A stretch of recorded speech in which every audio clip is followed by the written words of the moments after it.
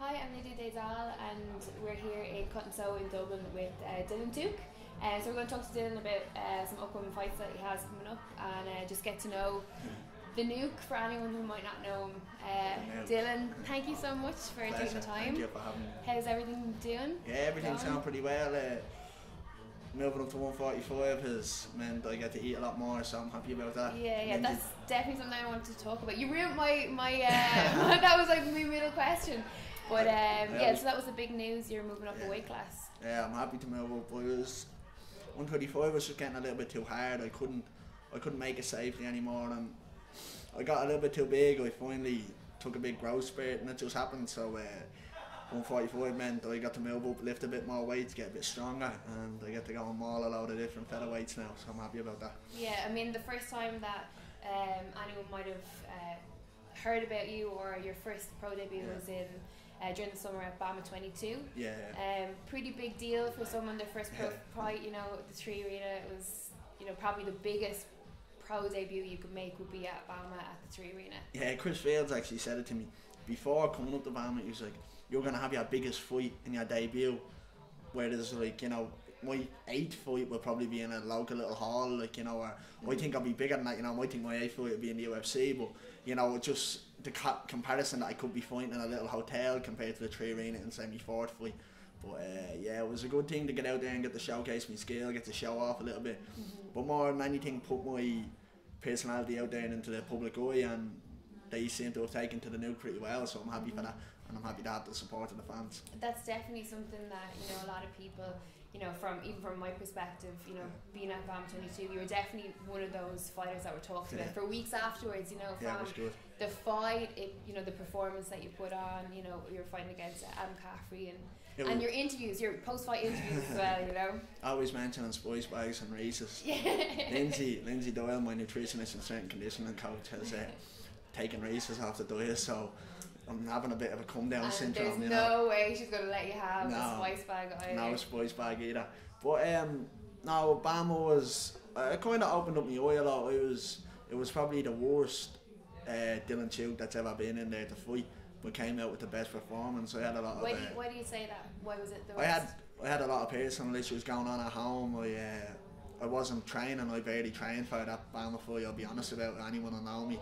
Anyone who knows me knows I'm a workhorse. I train hard, and for that fight I think I was putting in maybe 3 days a week and one lousy session a day, and the Monday of the fight I think I was 69.9 kilos and I had to make 61.8, and I made the weight, but I just didn't work and had a lot of stuff going on. I went in there knowing that I had to put my weight quick, and I did do it, and that came down to that reaction training that I get in SBG and that perfect, you know, technique. But you know, now I'm glad I get to go and fight in the Tree Arena again on Bama, and I get to show everyone what the real Nuke is about, and I'm gonna punish someone, and it's gonna be fun. Absolutely. And before we talk about Bama 24, I think one of the most, you know, admirable things from someone that will read your interviews or that will watch interviews is that how open you are about talking about, you know, like you just said, you know, your personal issues going on, which is definitely really admirable. Yeah. And one thing that, you know, I wanted to touch on was that, you know, you're such a loyal character to your teammates and to your family. 100%. Totally, you know, and it does show in all the interviews that you do. But how because you've talked before about, you know, where you'd be if you didn't have martial arts. So talk a little bit to us about that, you know. And I'm a little kid who grew up in the flats in town. I grew up, I was basically raised by my mother, and I don't know, I grew up tough. I learned a lot of things early that maybe I shouldn't have learned until later in life. I witnessed and experienced a lot of things that maybe people never seen in life, you know what I mean? But I'd never change. I've sat up at night looking up at the stars and looking at my ceiling or whatever, and I've been like, if I could wish it gone, would I change anything? You know what I mean? I wouldn't, because it's made me who I am today. I'm loyal. I stick with my people, and I love my family, and I love my family in SBG, and I'd do anything for any one of the boys or any one of the girls on the team, you know what I mean? And, my experiences in life are no worse than any other child in a council estate. We all have stories to tell, and maybe mine was just a little bit more vivid, but mine definitely it taught me a lot of life lessons that I'm happy to have learned, and it's grown me up pretty fast. So I always felt like Peter Queally and I'll say I'm a 19-year-old with a 27-year-old's head. Yeah. I'm very immature, but at times I can sit down, I can talk like this, and people are like, oh damn, that little kid's kind of smart, but then you see me outside, I'm a bit of a mess up. Yeah, and the fact that you're aware of, you know, maybe some tough times that you had growing up, and you're able to realise it, and do you think that maybe martial arts has helped you in that way, give you kind of a sense of, you know, your awareness of what's going on? Definitely martial arts, it took the violence out of me, it took the anger, it channeled it somewhere, you know, somewhere positive. I had a good coach, and he put a lot of effort into me, and it worked well. I knew what I wanted. I never wanted a life of, you know, it was either like you grow up in the streets, as me and Paddy had said. Paddy said it's like an Ngogi, you know, like a young Spartan. They send Paddy Houlihan, looking and go. And a Ngogi, I'm probably pronouncing it wrong, but it's like it's a young Spartan, and they send them into the wild, and they have to fend for themselves. And only the strong survive, and the strong come back, and then if they live, they come back to the pack, and you know, they become a Spartan then, and that's the test of a Spartan. That's kind of like a council kid. You get thrown out onto the streets, and they're like, fend for yourself. Now luckily I have two great nannies, and I had a great granddad, and they looked after me amazingly, and and the relationship you have with your nannies is actually so special. You know what I mean? And they adore you. Yeah, I love my nannies love me. They always see me hugging them after fights. They've got me to where I am. They were probably the loudest at Bama 22 as well. They filled that whole 3 arena. They were very loud. They support me openly and fully 100%, and I respect that, and I'm so grateful for that as well. But like, as I said, you get thrown out on the street, and some survive. I'm not saying that some die and some live. That does happen as well. Like a young kid I know was only stabbed in the Alabama Flats, and he's a cousin of a teammate of mine, you know, and like, that's serious stuff. Like, he was only 18, 19, like 16 or something. He was young, like, and like, it's either you end up in a life of selling drugs, or you're on drugs, or you make something yourself. Yeah. But I'm making something myself. I'm gonna have a lot of money, and I'm gonna be happy with it. Absolutely. And I'm gonna have Reese's sponsorship, so that's more important. But listen, I mean, like, obviously you're on the path to achieving all of your dreams. Yeah. You know, some would say that you've achieved, you know, I've achieved all my dreams already. Exactly. Everything else is just a bonus. So I get to do what I love in my life. If I went 1-10 now, I still wouldn't care. The winning and the losing doesn't matter to me. All that matters to me is going out there and having fun, and putting on a performance that I can be happy with. So to someone, to a kid that's like the same situation as you, growing up in the flats, and they're like, you know, I can't get my life together, you know, what would you say to them? You know, what would you say to someone that's in, kind of feels lost and feels like there's nothing for them? And them kids are strong. They're strong. Why not? Like I wouldn't say anything. I'd just say, you know what? The one thing is, no matter what, time fixes all problems. So I might hurt today, but tomorrow I'll wake up and it's another day. It's a day that I can make whatever I want out of it. Yeah. So why suffer in the past when you have a big future to look forward to? Exactly. That's all I've ever looked at. And I have people like Ash and Daly around me, and Mama Ash always looks after Dale, and she gives me the insightful thoughts. And yeah, she calls you her protege. I am a protege. Yeah. I'm getting that top pressure armbar stuff down now, so people are certainly fucked. But listen, how did you actually start martial arts? It's well and good for someone, you know, to say to them, you know, oh, just start. But what was your kind of path? You know, what led you to start?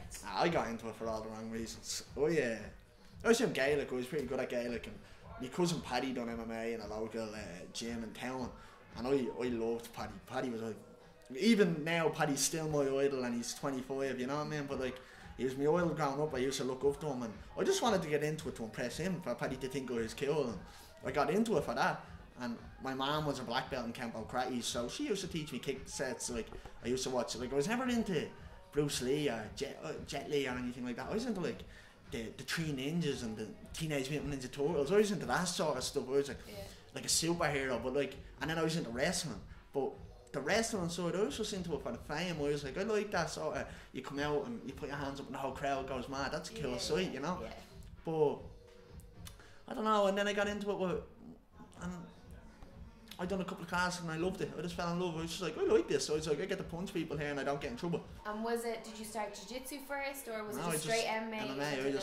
I get this question a lot. People are like, what did you start? And I go, MMA. Because usually it is, jiu-jitsu, or it's like kickboxing, and then it leads them on to MMA or something. No, I get this weird question and people are like, what did you start? And I go, MMA. And they're like, yeah, but what did you start in? And I'm like, street fighting in the flats. Yeah. I started in MMA. I didn't start in anywhere else. I didn't do anything else. I just went down to a local MMA club and I learned all the arts straight from the day. Like, I probably didn't get the best jiu-jitsu or the best striking, but I got a mixture of everything. And I think that was the best thing to start off with me. I find people who come into the sport with a background in something seem to find a hard time to adjust to another thing.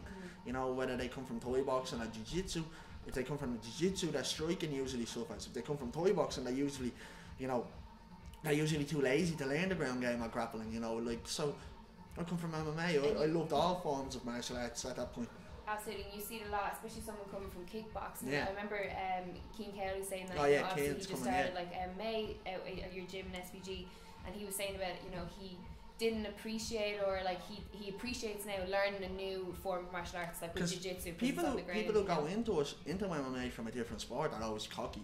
They're always arrogant about it because they think their sport is better than their sport and they have nothing to learn from it. So they ignore the new techniques that will kill them. Because if they roll with us, we know more than them. But if we strike with them, they know more than us. But as I always look at it, if you ain't getting beaten in the gym, you ain't learning. Yeah. That's why if I had a choice between an easy spar or rounds of like Ash, Paddy and Connor, I'm going to pick the rounds of Ash, Paddy and Connor every day of the week, like, you know what I mean? And so I know I'm going to get better from that. Yeah, absolutely. And obviously, we are talking about SBG, and that is your gym. Did you start training in SBG? Was that the first gym you went to, or? No, I came to SBG. I trained first in a local gym in town. I fought 3 times over there. I went 3-0, and I kind of I got to a stalemate in such a young age. I was 15. I got to a stalemate. I was sort of stagnated, and I wasn't learning a lot. I wasn't improving as much as I wanted to. Especially as a 15-year-old kid, I was like a sponge. I should have been absorbing everything and learning all these new techniques, but that didn't happen. But I left and then I moved on. I went between Team Rhino and SBG, and I chose SBG, and then the move just happened. I moved in the March, and I think I had my first fight that February, the next February. And how long was it before you went pro? How long were you training? Literally a 2-year journey. I went 2 years and I was a professional fighter. Which is quite quick, like when you think of it, because we had... And it should have been sped up, like I should have been sooner, because John had a rule for not fighting until you're 17, and which is right. And then when I turned 17, people were pulling out on me left, right and centre, so I couldn't get amateur fights on that. But and now, obviously, your next fight is BAM 24, and you're obviously, we talked about you're moving up a weight class. So your weight cut, is that not like you're? I'm bigger than all these. Like these all think like I'm coming up and I'm gonna be like I've been bad on a diet or something. I'm just huge. I just got big, and I correct something. I signed that contract for Neil Ward at like middle of November. So within that month and a half, I just got big, and they're gonna know that they'll see me. Like they're gonna see me, and when they see me in person, none of them say anything. So it's perfect. It's and fun. Obviously Patrick Wickston unfortunately had to pull out of, I'm going to do Pato's business for him. Me and Pato are council brothers, as we call it. So Dylan is fighting Mark Andrew from Next Generation in Ballymena, so who is a teammate of Alan Philpott, who you have a lot of issues with. without bringing it in. But this is Philpott's fault. Like, one thing that I wanted to talk to you about was, if somebody doesn't know about kind of martial arts, or they don't know the different fighters, a big thing in MMA is the call outs, or like the online kind of feuds, like absolutely. Philpott has ruined Mark Andrews' career. Like, I know Philpott has pushed him into this to see how Mark will do, to test the waters for him to fight me. When Mark loses, Alan won't want nothing to do with it, because Alan's gonna keep trying to make 25 even though he's fat and he can't make it. And then for Mark, he started to beg. Why would you beg for me? he's going to be begging his mom for cosmetic surgery after this, because it's a problem. You're pulling me into this is a problem. We're going to have an interview beef. This is what it is. Bama 24 is. But it is part of it. It is part of it. Yeah, but, it is. You know, and a lot of people maybe might not. You know, they see this side of it on the social media, but after a fight, you know, win or lose, there is always respect, and that's something that is. I respect anybody who does any sort of martial arts. I have no respect for Phil Potter. So what is it that? Just have no respect for him. I have no respect for him. Do you want to divulge or no? You don't. No respect. Okay. So you're building up the Phil Pot fight. I will see Phil Pot soon. He won't talk, so we'll see what happens. Okay, we'll leave that there. Okay, so one of the kind of the main sort of things that we want to get across with MMA Connect TV is that, you know, the importance of martial arts, and, you know, obviously we did talk about the difference that it's made to your life, and, you know, one thing that it comes across with any SBG fighter is the teammates, you know, the bond that all of you guys have there. Like a family. Yeah, totally. Tech-lock. Tech-lock. And what is it? Team Midget? Team Midget. You're surely not Team Midget anymore, are you? Connor came up to me and he was like, he had only came back and he hadn't seen me for a while, and then he seen me. And this is the notorious Conor McGregor. You have to remember, people that are watching might not know. You see it, like, I don't put it like that because it's just like the lads to me, you know. But Connor came up to me and I looked at Connor and I was like, "You're looking big, champ," and he was looking at me. He just go, "I was gonna say the same to you," and he looked at me, he started laughing, right? He's like, "What happened to you?" Like, and then Connor was like, "Now my team midget, you have to come up to the big boys now," and I started laughing. But I'm a safe training partner. Once you are safe, I walk around about 74 kilos, like, and I'm very safe. My technique partner is Ashlyn. I do all my technique with Ash because it's not about the weight for me. It's about a good body. If a body can give you good feedback on the technique that you're doing and correct the little adjustments that you need, then that's all you need. I don't want someone who's my weight but can't give any positive feedback. Without positive feedback, I'm not going to get a perfect technique. Absolutely. So with Ash, she's all the things of a perfect partner to give me back feedback, as I'm the same for her. But how important is it for you to be able to witness, you know, that high scale? Obviously the UFC is kind of like the top of the game, you know what I mean? It was big to be around it for the week. Just the UFC runs like a machine, like, I'd never, and you want anything, they get you everything. Like, they make it, even you're there as a cornerman, they make you feel like you're a superstar. Like, they make you feel great, like, and that was one of the things I took from it. I was like, oh man, I love this. But like, more than anything, I just want to be the best in the world. I don't care. Like, I want to be everyone at my weight and then be the best in the world. Connor is the best in the world, so you know what I mean. So like, to get to that level, and it's gonna be a good journey, and I'm gonna look forward to it. But absolutely. On that note, we'll leave it there. Thank you so much for coming into us. But before we go, we're gonna do our quick fire round. Quick fire round. And we got these new, little things. Aren't they cool, right? Yeah. They should have MMA Nuke on them now. The Nuke. Where did you actually get your nickname from? Where's the Nuke from? I won't give. Don't give it away. Don't give it away. I won't give the person. No, I am gonna give it away. Okay. The person who came up with the force, I'm not giving credit for it. But okay. No, I think who came up with the force. I think it was Adam and Peter who came up with the force. It's all about. It kind of rhymes with me.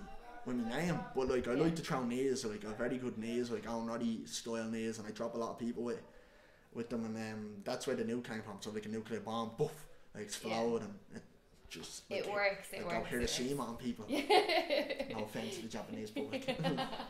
Okay, so this is our quick fire round with the Nuke, Dylan Tuke. So here we go. First question: what's the most important lesson that MMA has taught you? Be yourself and to not care what other people think. Perfect. What's the worst part of being a full-time athlete? Nothing. Okay, even the weight cut or the healthy eating? Okay, awesome. Biggest regret to date? None. Okay. Favourite cheat meal?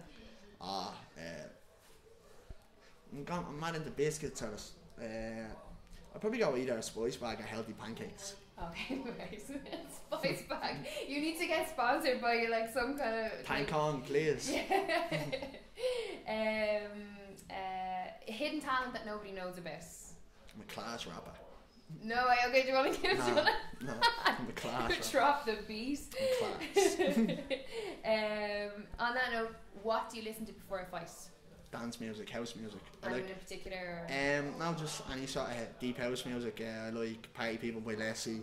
Just any sort of session mob music, really. Most used app on your phone? Facebook and Twitter.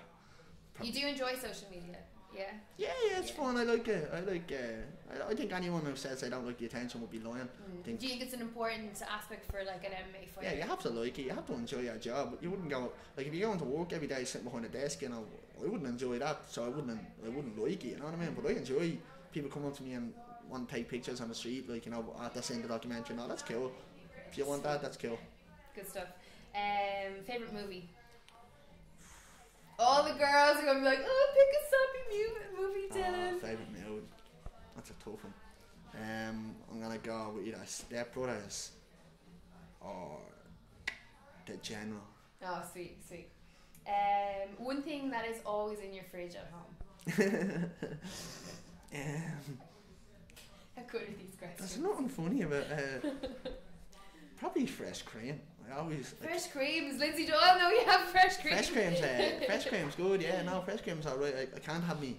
I have like 2 black coffees a day, and then after that I need me fresh cream, and it sort of drives me mad if I have black all day. So whatever Lindsay says, I'm still gonna have it. If you could have a dream superpower, could we cut that last bit out? Yeah. No, I'm gonna keep it in. I'm actually gonna like fax her straight out. Like she's away, and we have Lindsay was on the last episode of. I'm better than that. Definitely keeping that in. No cutting that. No messing. Queen Lindsay.